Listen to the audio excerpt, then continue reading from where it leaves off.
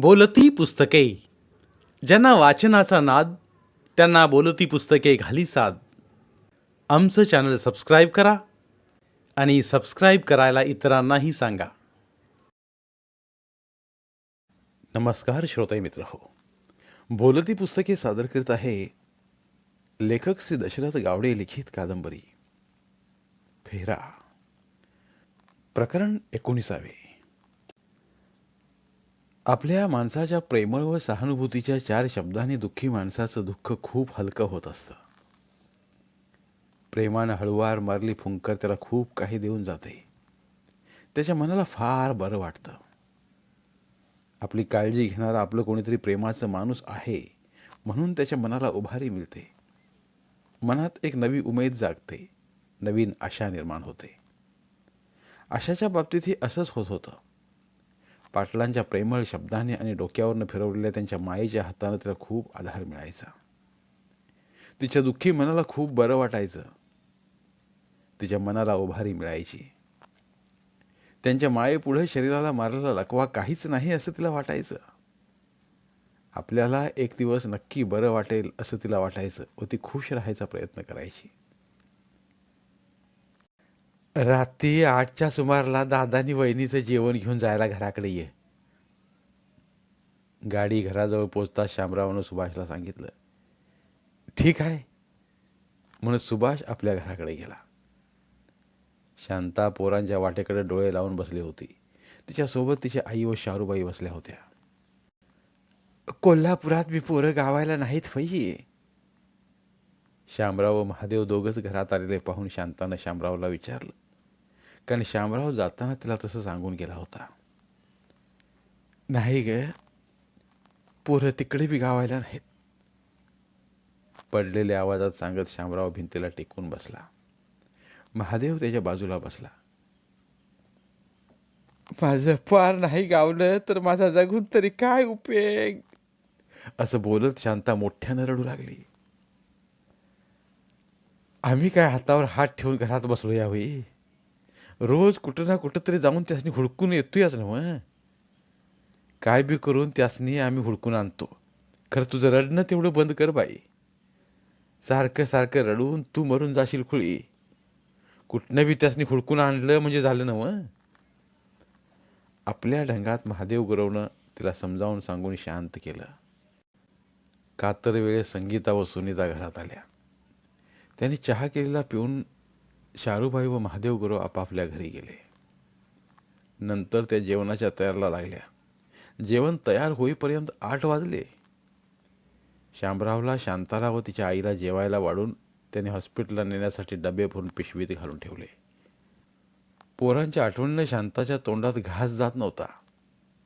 संगीता व सुनीता अगदी जुलमानं तिला खायला लावत होत्या. बाहेर गाडी येऊन थांबल्याचा आवाज आला. सुभाष आत आल्यावर संगीतानं त्याच्याकडे जेवणाची पिशवी उचलून दिली.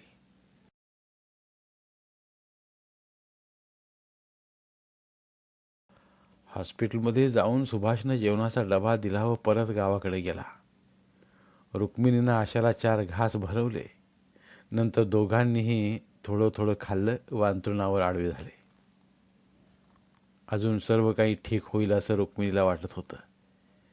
तिच्या मते पोरं शांताच्या माहेरात सुखरूप आहेत. आशाचा पण दवाखाना व्यवस्थित चालू आहे. गोळ्या, औषधं, 2 वेळा तेल लावून हातापायाला चोळणं चालू आहे म्हटल्यावर तिला पण बरं वाटेल. परत सर्व पहिल्यासारखं सुरळीत होईल या आशेवर ती दिवस ढकलत होती. भविष्याच्या गर्भात काय दडलंय ते तिला माहीत नव्हतं. तिलाच नव्हतं तर कुणालाच ते माहीत नव्हतं. ते जर कळलं असतं तर हे मनुष्य जीवन केव्हा संपुष्टात आलं असतं. मानव जातीचा केव्हाच ऱ्हास झाला असता. मनुष्य प्राणी या बाबतीत अनभिज्ञ आहे तेच बरं आहे. गुरुवार म्हणजे 6वा दिवस. सकाळी 10च्या दरम्यान सगळेजण गाडीतनं आले. शामरावनं आत जाऊन रुक्मिणीकडे जेवणाचा डबा दिला. जेवण आटोपल्यानंतर तिनं डबे पिशवीत घालून पिशवी शामरावाकडे दिली. गावाकडे जातो असं सांगून पाटील तिथनं बाहेर पडले. ठरल्याप्रमाणे आजरा आणि चंदगडही शोधून झालं, पण दोन्ही ठिकाणी पोरांचा सुगावा लागलाच नाही. चंदगडहून गावाकडे येताना वाटेत नवसारी पोलीस स्टेशन लागलं. पाटलांनी साहेबांची भेट घेतली व पोरांच्या शोध मोहिमेत काही प्रगती झाली आहे का ते विचारलं. पोलिसांनी पण आजूबाजूच्या 8-10 खेड्यामध्ये जाऊन पोरांची चौकशी केली, पण त्यांना सुद्धा त्यांचा सुगावा लागलेला नव्हता. पोरांचा फोटो उद्या देतो असं सांगून पाटील निराश मनानं परत गाडीत येऊन बसले. संध्याकाळच्या सुमारास सर्वजण गावात पोहोचले. पुन्हा सगळेजण रिकाम्या हातानं घरात आलेले पाहून शांता डोळ्यांना पदर लावून रडू लागली. दिवसेंदिवस तिचा धीर खचू लागला होता. सर्वजण घरातनं बाहेर पडताना आज तरी माझी पोरं मिळतील असं तिला वाटायचं. दिवसभर आशेनं ती त्यांच्या वाटेकडे डोळे लावून बसायची. पण रोजच सर्वजण रिकाम्या हातानं आलेले पाहून पोरांचं काहीतरी बरं वाईट झालं असेल या शंकेनं तिच्या पोटात भीतीनं गोळा उठायचा. ग्रामीण भागात देव, देवस्की, करणी अशा अंधश्रद्धांना जास्त करून पोसलं जातं. त्यांना खत पाणी घातलं जातं. जरा कुणाच्या घरात काही वाईट घडलं की आपल्यावर कोणीतरी लिंबू फिरवून टाकलेला आहे किंवा कोणीतरी नक्कीच करणी केलेली आहे, तेव्हाच आपलं वाईट झालं आहे, अशा शंका लगेच लोकांच्या मनात येतात. मग त्या घरातली लोक हमखास देव सांगणाऱ्या देवरशांकडे किंवा देवरसनींकडे जातात. ते जे काही सांगतील ते इलाज करतात. पूजापाठ, उपास तापासानं काही अघोरी उपायापर्यंत सगळे इलाज केले जातात. वाडानी मनाची खोटी शांती करून घेतली जाते. एवढं सगळीकडे शोधूनही पोरं सापडत नाहीत म्हटल्यावर आता करायचं काहीतरी.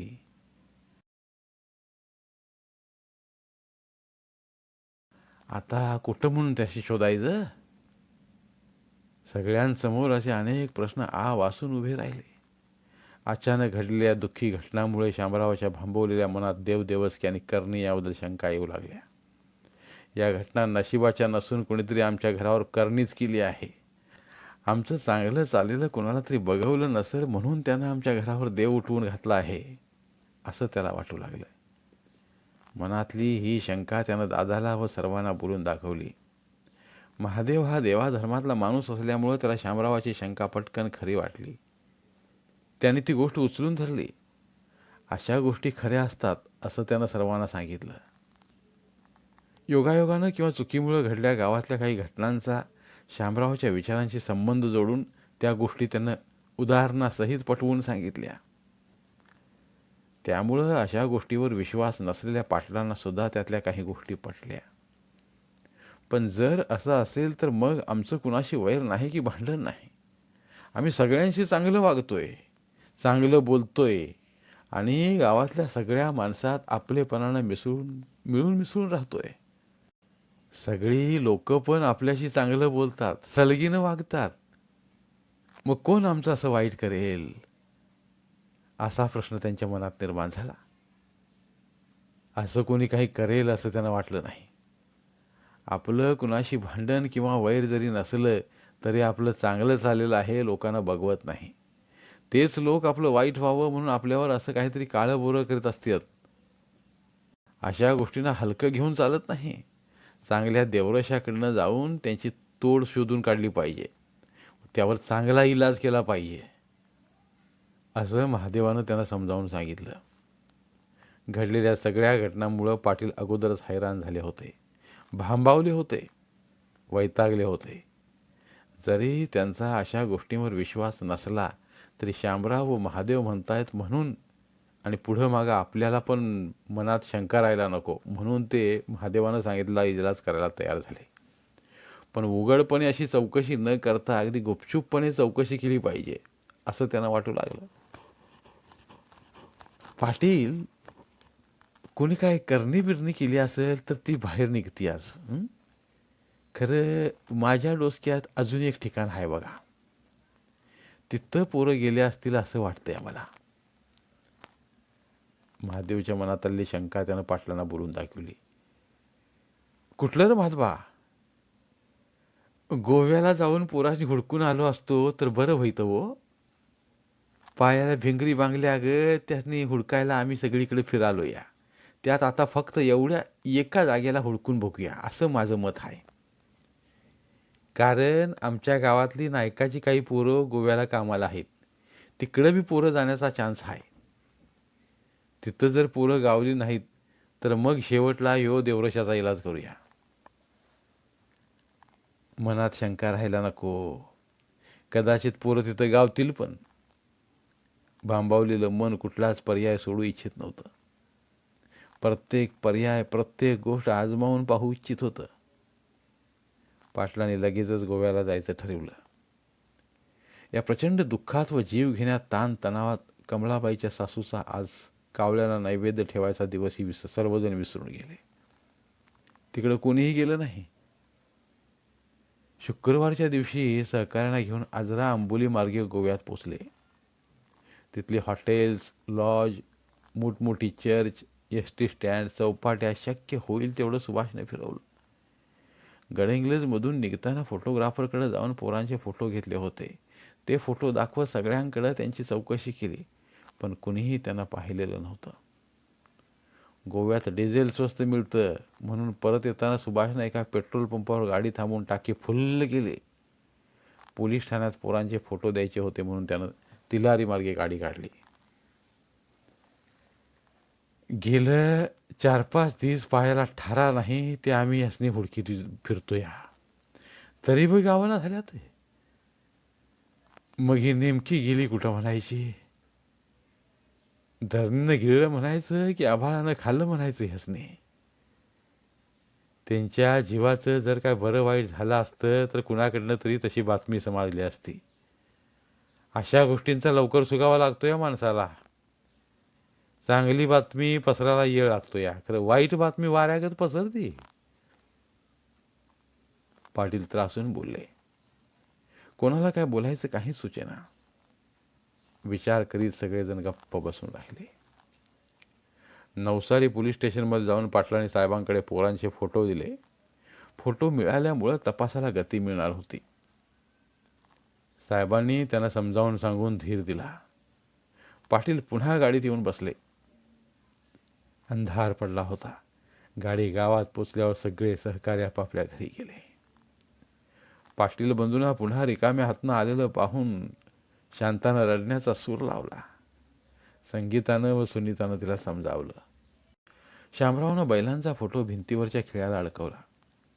नंतर जेवण आटोपल्यावर डबे घेऊन पाटला हॉस्पिटलला गेले.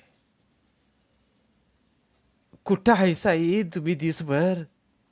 हे तर डॉक्टर साहेब सकाळच्यानं 3दा येऊन विचारून गेलं तुम्हासनी. त्यासनी भेटून यावा जावा. हॉस्पिटलमध्ये पोचल्यावर रुक्मिणी गडबडनं पाटलांना असं बोलली. बरं ठीक आहे, मी विचारून येतो. तो पत्तर तुम्ही जेवून घेवा. हुनहुनी जेवण आहे ते पहिलं माझ्या पोरला चारीव. असं म्हणत पाटील डॉक्टरांना भेटायला गेले. डॉक्टर साहेब, मला विचारित होता भाई तुम्ही? जरा काम होतं म्हणून मी गावाकडे थांबलो होतो. पाटील डॉक्टरांना बोलले. होय होय, तुम्ही आला असाल म्हणून मी 2-3 वेळा तुमच्या रूममध्ये जाऊन आलो.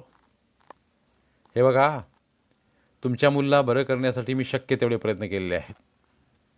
या आजारावर जेवढी पण आधुनिक औषधे आहेत तीच मी तिला 5-6 दिवसांपासून देतोय. या औषधांचा परिणाम काही प्रमाणात तिच्यावर झालेला आहे, पण खरं सांगायचं तर ती आता पूर्ण बरी होऊ शकणार नाही. पण दिलेल्या औषध गोळ्या वेळेवर घेतल्या आणि तेलानं हात पायाला व्यवस्थित चोळलं तर तिच्यात नक्कीच फरक पडेल. इथं ठेवून बिल वाढवण्यापेक्षा तिला घरी घेऊन जा. मी काही औषधे, गोळ्या व तेल लिहून देतो. त्या तिला वेळेवर द्यायच्यावर रोज न विसरता सकाळी आणि संध्याकाळी तिच्या हातापायाला तेल लावून चोळायचं आणि चालायचं प्रॅक्टिस ठेवायचं.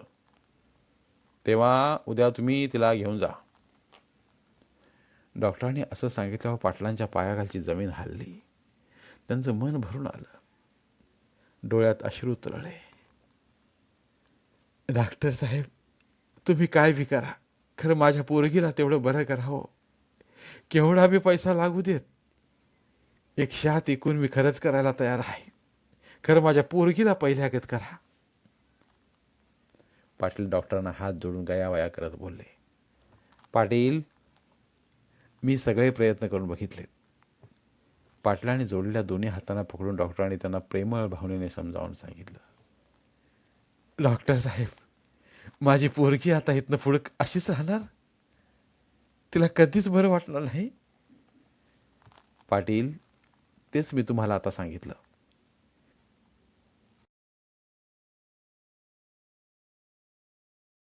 खोट्या आशेवर मी कशाला ठेवू तुम्हाला? औषधं गोळ्या वेळेवर द्या तिला व तेल लावून चोळणं आणि चालणं दररोज चालू ठेवा. चांगला फरक पडेल. डॉक्टरांनी पुन्हा त्यांना समजावून सांगितलं.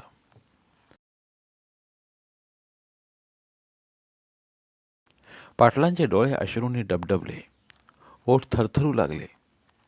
पुढं काय बोलावं त्यांना काही सुचेना. अंगात काफरा भरल्यासारखा झाला. काय करू नि काय नको असं त्यांना झालं. फेट्याचा शेला तोंडावर दाबून धरत आलेला हुंदका गिळला व त्यांनी स्वतःला सावरला. ठीक आहे डॉक्टर साहेब, उद्याला मी माझ्या पोरगीला घेऊन जातो. तिच्या नशिबात जे काय असेल ते होईल. मी सांभाळेन तिला. तुमचं बिल किती झाले ते उद्या सकाळी सांगा. गावाकडनं पैसा आणून तुमचं बिल भागवतो. असं म्हणून पाटील डॉक्टरांच्या केबिनमधनं बाहेर आले.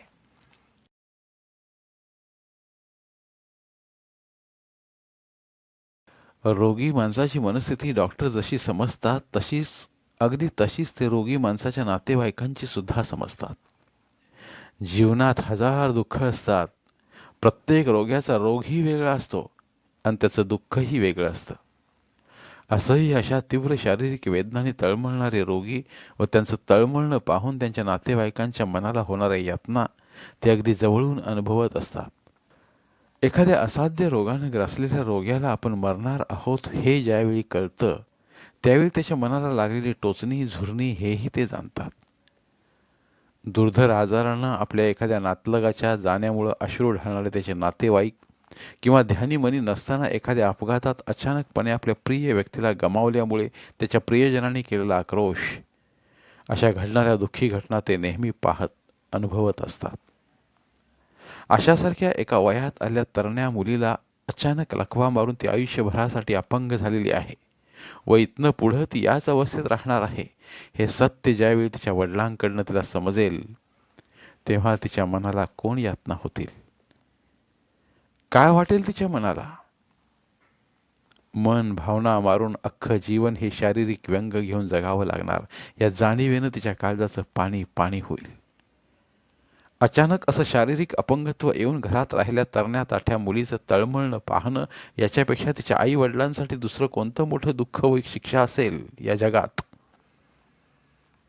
जन्म देऊन हाल अपेष्टा सहन करीत लहानाचं मोठं करायचं आणि जीवनाची घडी बसत यायच्या वेळेला कुठल्या तरी कारणानं ती घडी अचानकपणे विस्कटावी व जीवनाचा खेळ खंडोबा व्हावा.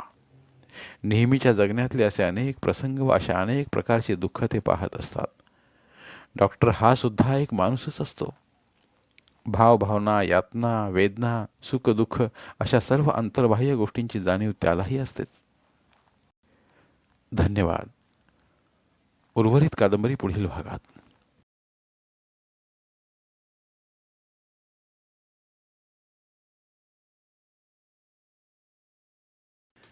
धन्यवाद. प्रिय श्रोते मित्र हो, आपल्यासाठी एक आवाहन. आमच्या चॅनलच्या प्लेलिस्ट विभागात तुमच्यासाठी शेकडो कादंबऱ्यांचे ऑडिओ बुक्स उपलब्ध आहेत. तिथे प्रत्येक कादंबरीचे सर्व भाग एकत्रित मिळतील. त्यामुळे सध्या सुरू असलेल्या क्रमशः कादंबरीच्या पुढील भागासाठी वाट पाहण्याची गरज नाही. तुमच्या वेळेनुसार तुम्ही संपूर्ण कादंबरी सलगपणे ऐकू शकतात आणि साहित्याचा आस्वाद घेऊ शकता.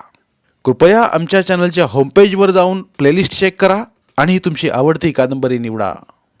धन्यवाद.